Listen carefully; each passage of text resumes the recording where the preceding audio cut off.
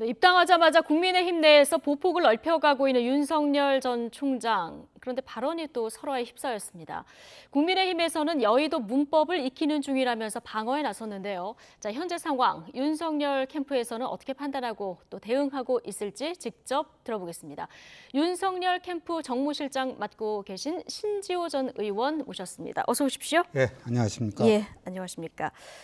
윤석열 전 총장 지난주 금요일에 전격 입당 네. 결정을 했는데 국민의힘 지도부 패싱 논란이 바로 일었습니다. 국민의힘까지 가기 전에 신 의원님은 아셨습니까? 예, 당일날 알았고요. 당일날? 예, 오전에 알았고요.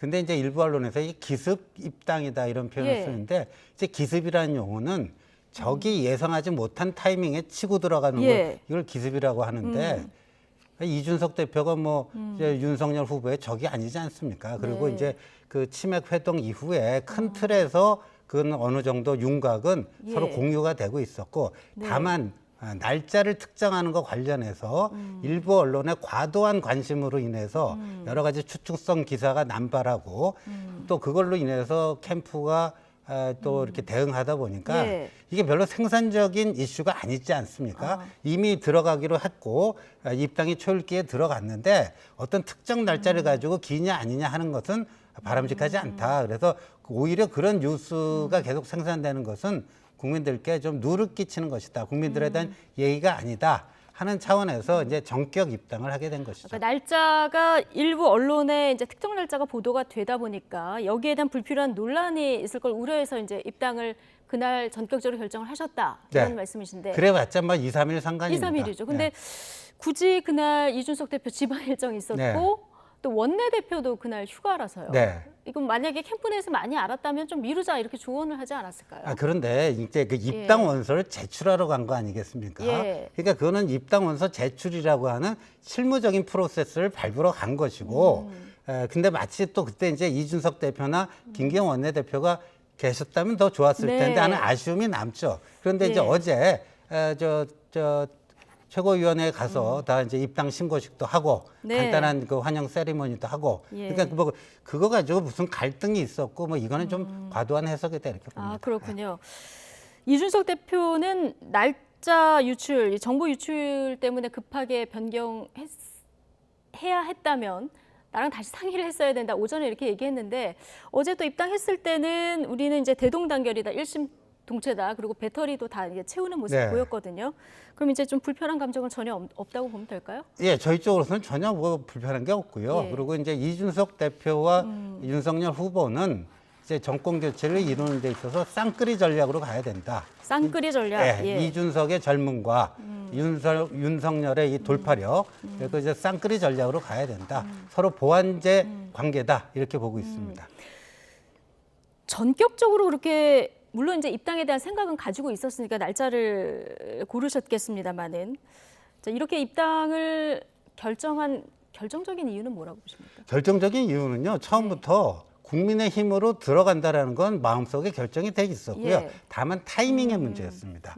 타이밍의 문제였는데 그래서 뭐 여러 가지 고민을 후보 자신도 한 것 같고요. 예. 그런데 이 결국은 국민의힘을 기반으로 해서 혁신과 확장이라고 하는 두 개의 어떤 노력을 위해서 네. 국민의힘을 정말이지 그 정권 교체의 그 유력한 플랫폼으로 만들어야 된다. 그러니까 정권 교체를 위한 야권 통합이야말로 이제 필요 조건이 될 것이고요. 예. 통합만 된다고 해서 정권 교체가 다 되는 건 아니고 또 충분 조건이 필요한데 이게 필요 조건이 야권 통합이라면 이제 충분 조건은 이제 혁신이겠죠. 그러니까 그걸 위해서는 통합과 혁신을 위해서는 국민의힘에 그래도 조기에 입당해서 불확실성을 조기에 제거하는 것이 정권 교체를 위해서 조금 더 그 가능성을 높이는 길이 아닌가 하는 그런 전략적 판단이 있었습니다. 예.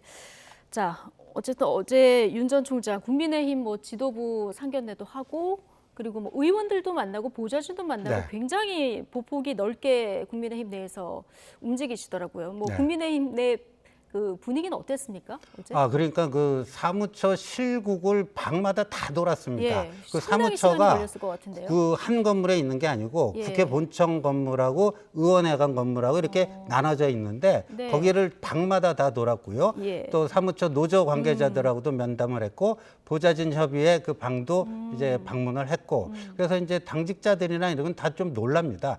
그 대선 후보 중에 이렇게 방방이 돌면서 일일이 한 사람도 안 빼놓고 악수를 보통은 다 그렇게 안 합니까? 예?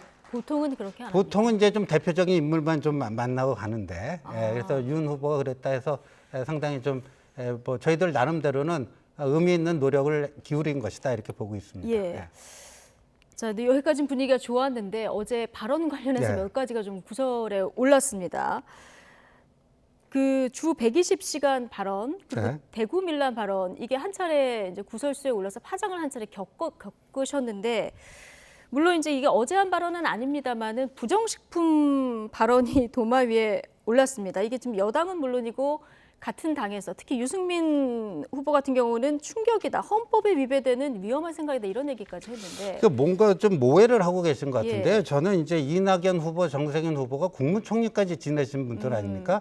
국무총리 업무 범위에 식약처도 그 지휘 감독 대상이 됩니다. 네. 그런데 이분들이 부정식품하고 불량식품하고 기본적으로 구분을 못 하고 있구나. 그러니까 불량식품은 말입니다. 네. 뭐 예를 들면 뭐 대장균이 법정 허용치보다도 기준치보다도 훨씬 많이 그 포함돼 있어서 뭐 복통을 일으킨다든가 식중독으로 이어질 수 있는 예. 이런 게 이제 불량식품이고요.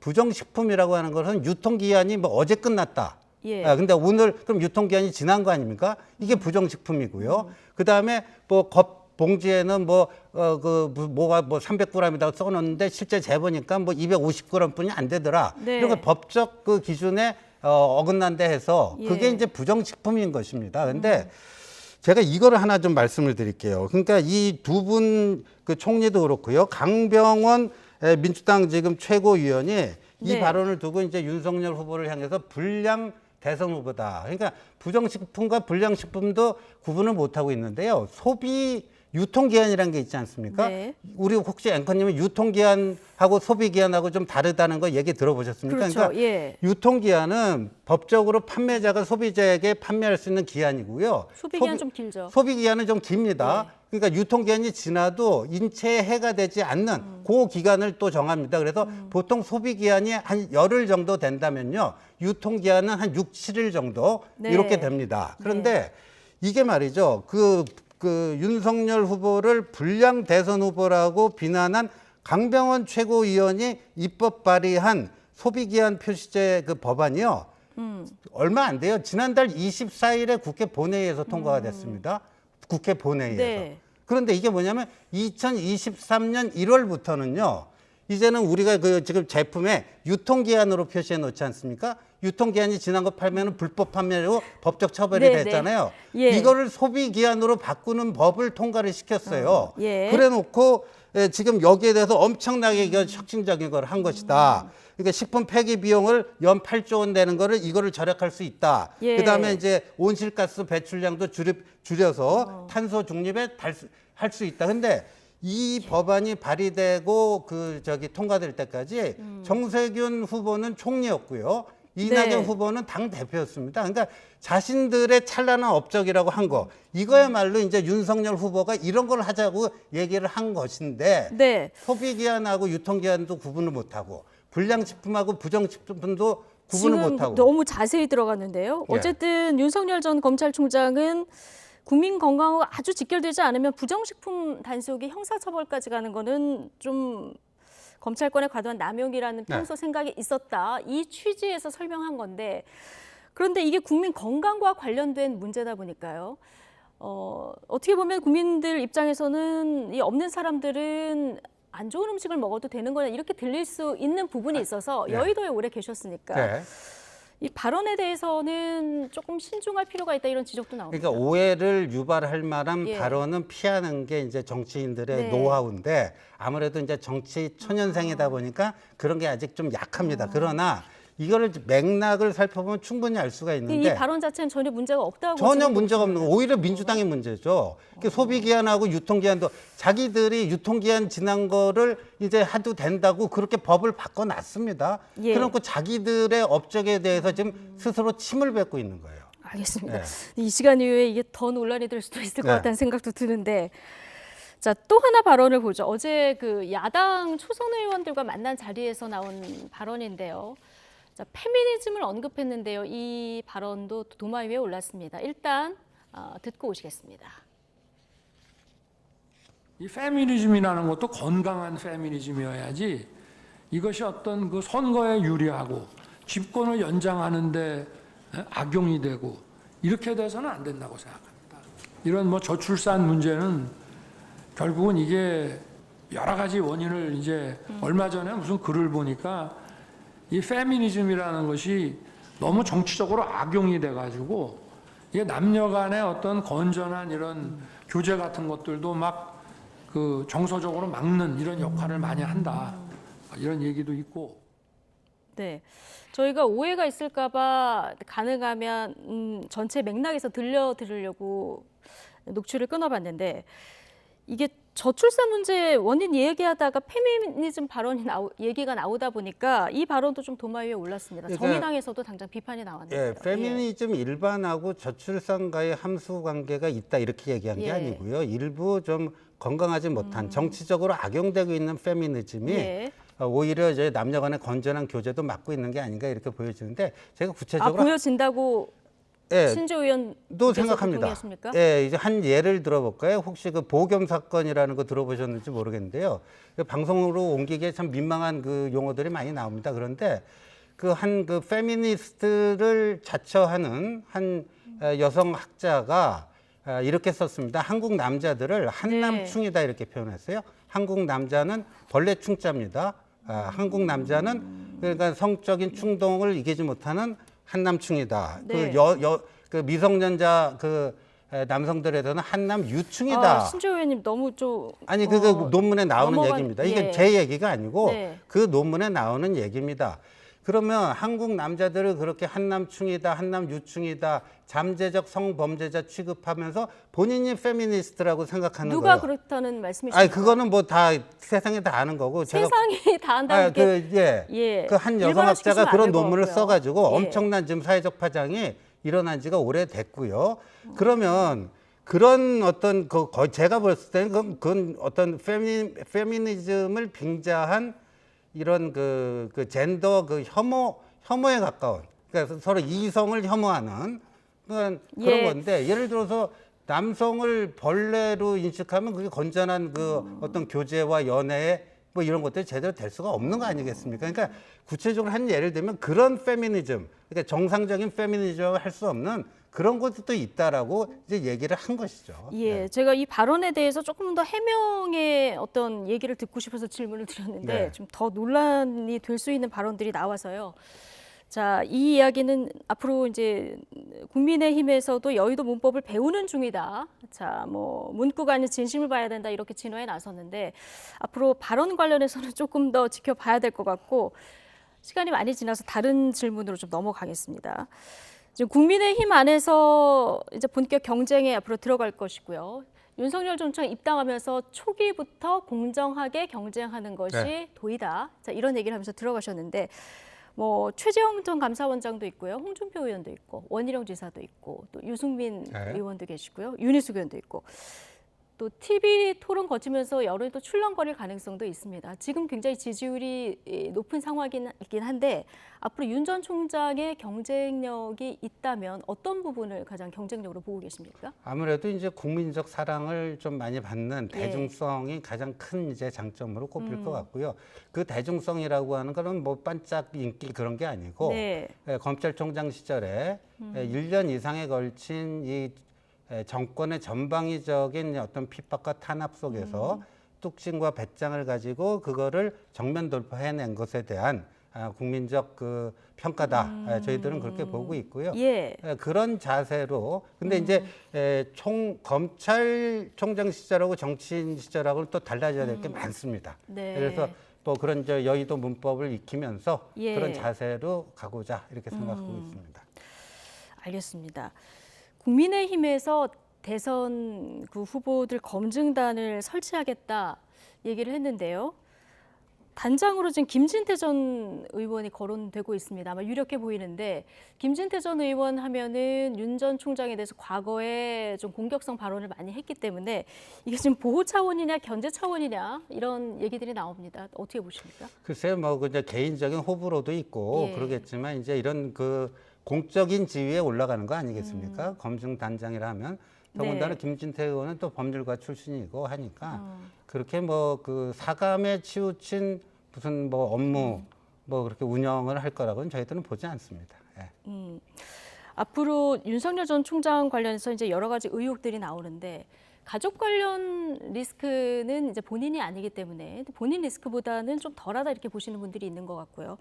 혹시 본인 리스크가 이제 나오면은 어떻게 검증을 해야 될 것인가 이 부분이 이제 캠프 내에서도 이제 변호사들도 많이 영입을 하셨기 때문에 고민일 것 같은데 최근에 한 언론에서 산부 토건 관련 의혹을 제기를 했거든요. 이 부분에 대해서는 지금 어떻게 파악을 하고 계십니까? 그러니까 삼부토건의 전 회장과 그 특정 그 날짜까지 특정해갖고 골프를 쳤다, 뭐 장소까지 특정을 했습니다. 근데 윤 후보는 그때 골프 치는 사실이 없다 그랬잖아요. 그러면 그것을 제기한 언론에서 입증 책임은 문제를 제기한 의혹을 제기한 쪽에 있는 것이 그 당연한 거 아니겠습니까? 예. 더군다나 그 언론은 과거에 그 윤 후보가 그 뭐 원주 별장에서 윤중천 그 뭐 접대를 받았다. 그것도 수차례 받았다. 대형 오버를 내고 그 정정 보도도 하고 사과도 한 그런 그 전력이 있는 언론이기 때문에 또 그럼에도 불구하고 또 이런 구체적인 의혹 제기를 했잖아요. 그러면 아니라고 했잖아요. 예, 네. 그러면 그날 그 골프를 쳤다라는 걸 본인들이 입증하면 됩니다. 본인들이 입증해야 될 예. 문제다. 알겠습니다. 자, 지금 국민의힘 경선 룰 어떻게 될지 이 부분도 좀 짚어보도록 하겠습니다. 지금 국민의힘 1차 컷오프는 100% 여론조사 하기로 합의가 된 거죠? 예, 합의가 됐고 그래서 8명을 추리기로 했습니다. 8명을. 그러면 예. 2차 컷오프는 이거하고 좀 다르고 아직 합의가 안 된 겁니까? 아직까지 이제 논의가 진행 중인 예. 걸로 저희들은 파악하고 있고요. 그래서 예. 지금 그 내부에서 나오는 얘기는 또 그 이제 4명으로 4명으로. 8명에서 4명으로 예. 줄인다. 근데 그 2차 컷오프의 룰을 어떻게 할 것인지는 뭐 지금 논의 중이라고 들었습니다. 예. 자, 그러면 이제 4명으로 추리는 2차 컷오프는 당심대 뭐 민심 50대 50으로 할지 이건 이제 결정이 어떻게 되는지 봐야 될 것 같고요. 네. 윤석열 전 검찰총장 그 당 경선 룰에 대해서는 생각해 본 적이 없지만 당에서 결정하는 것을 따르겠다 이런 얘기도 했고요. 가장 공정한 경선 룰은 본선 경쟁력을 감안하는 것이다. 네. 자, 이런 얘기도 했는데 지금 국민의힘 경선 룰에는 결선 투표제는 없죠. 결선 투표제가 없습니다. 그리고 당원 선거인단 투표를 50%로 반영하고요. 예. 일반 국민 여론조사입니다. 그걸 또 50%로 반영을 합니다. 그러니까 당에 좀 뿌리가 깊은 분들, 당 생활을 오래 한 분들이 당원 선거인단이 50%다 보니까 예. 아무래도 이제 당에 이제 막 들어갔잖아요. 그러니까 예. 당원 선거인단 50%가 좀 부담이 될 수는 있습니다. 이 비율을 어떻게 그러나 당에서 결정한 대로 따르겠다라는 게 이제 저희들의 입장입니다. 50대 50이더라도 네. 따르겠다. 예. 예. 만약에 결선 투표제를 도입을 하려고 하면 네. 이거는 당원 당규를 고쳐야 되는 예, 문제입니다. 당원 당규를 개정해야 되는 사항이고요. 예. 그러기 위해서는 일단 그 후보들 간에 예. 합의가 이루어져야 되는데 잘 아시다시피 이제 유불리가 있지 않습니까? 룰 네. 변경에 따른 유불리가 있기 때문에 그 전원일치 합의가 이루어지는 거는 현실적으로 좀 힘들지 않을까 이렇게 보였습니다. 예. 어떤 경선 룰이 정해지더라도 따르겠다. 네. 예, 알겠습니다. 마지막으로 한 가지만 더 여쭤보면은 입당 전후로 해서 이제 김종인 전 위원장 만난 네. 것으로 알려지고 있습니다. 지금 좀 소통 채널이 있습니까? 채널이 있고요. 또 예. 이제 지금 윤 캠프에 또 김종인 위원장을 잘 따르던 그런 인사들도 들어와서 활약을 하고 있습니다. 예. 근데 김종인 전 위원장은 제3지대에 있다가 11월쯤 다니라 이 얘기를 하지 않았습니까? 윤 전 총장 입장에서 보면은 당장 이제 당 내에서 경선을 치러야 되는 상황이니까 오히려 더 불리할 수도 있을 것 같은데요. 자, 어떻게 보셨습니까? 그러니까 이제 저기 그 목표 지점은 똑같죠. 정권 예. 교체라고 하는 사내 정상. 그게 이제 정권 교체라고 하는 목표 지점은 똑같은데 그 목표 지점에 이르는데 어떤 코스를 어떤 경로를 택할 것인가에 대해서 그런 전술적인 차이라고 보거든요. 약간의 이견이 있었는데 이제 입당한 다음 날 찾아뵙고 소상하게 거기에 대해서 이제 말씀을 드린 것 같고 네. 그 김정인 위원장께서는 또 나름대로 그 좀 이해를 하시고 또 네. 수긍을 하신 걸로 저는 전해 들었습니다. 예, 알겠습니다. 자, 오늘 여러 가지 질문에 솔직하게 답해 주셔서 고맙습니다. 윤석열 캠프 정무실장 맡고 계신 신지호 전 의원과 오늘 함께했습니다. 고맙습니다.